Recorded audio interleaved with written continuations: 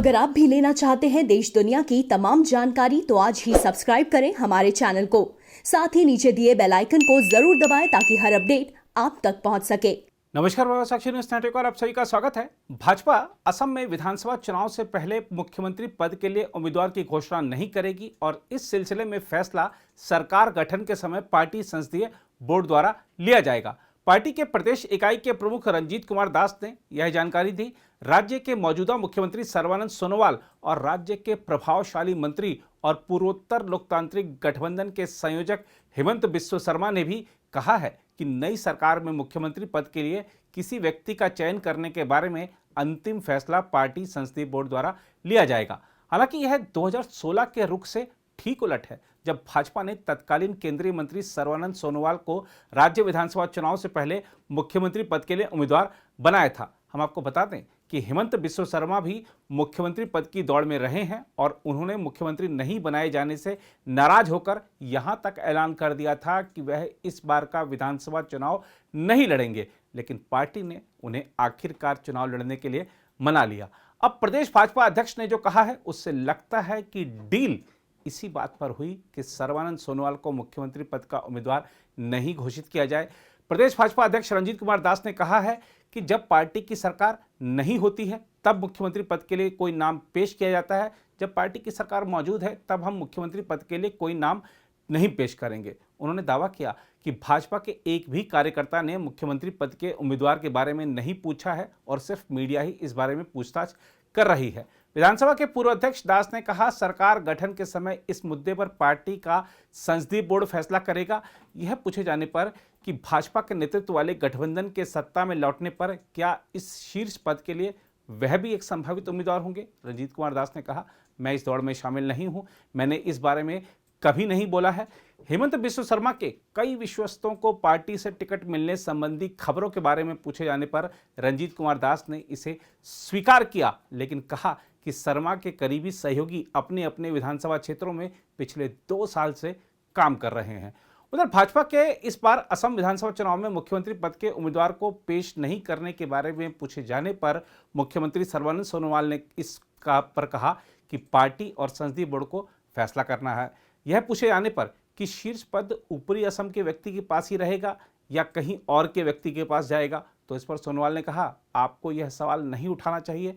भाजपा वास्तव में लोकतांत्रिक पार्टी है और हम वास्तव में लोकतंत्र में विश्वास करते हैं। बस उल्लेखनीय है कि सोनोवाल डिब्रूगढ़ से आते हैं जो ऊपरी असम में है, वहीं हेमंत बिस्व शर्मा नलवाड़ी जिले से आते हैं जो निचले असम में है।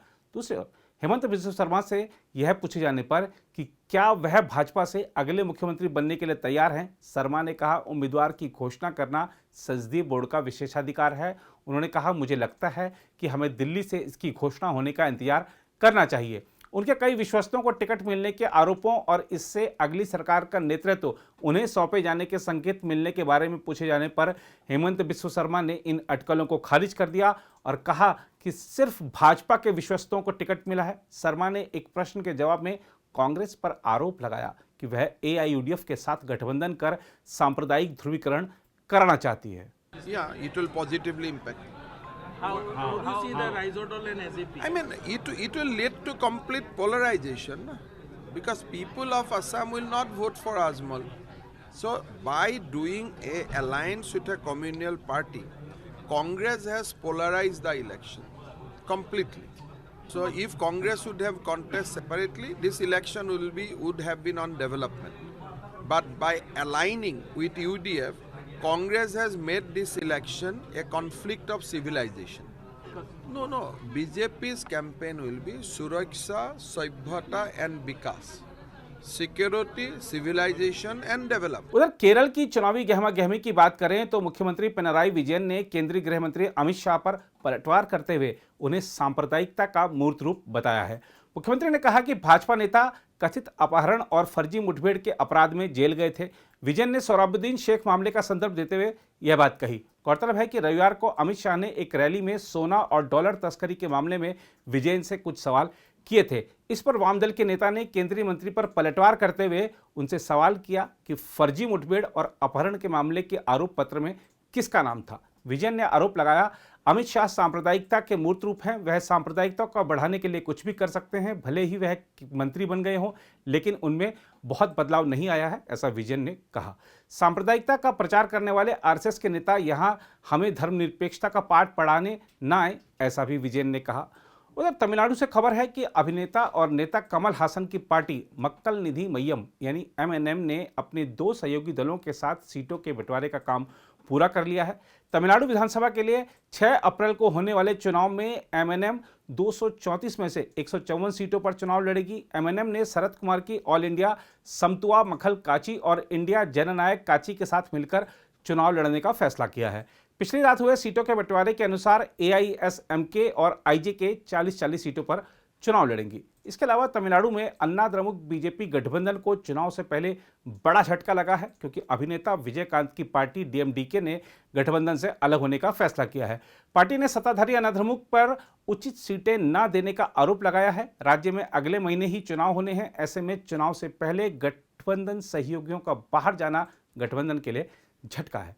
डीएमडीके ने कहा है कि सीटों को लेकर 3 दौर की चर्चा के दौरान अन्ना द्रमुक ने हमें उतनी सीटें देने से इनकार किया है जितनी हम मांग रहे थे, इसलिए हम गठबंधन से अलग हो रहे हैं।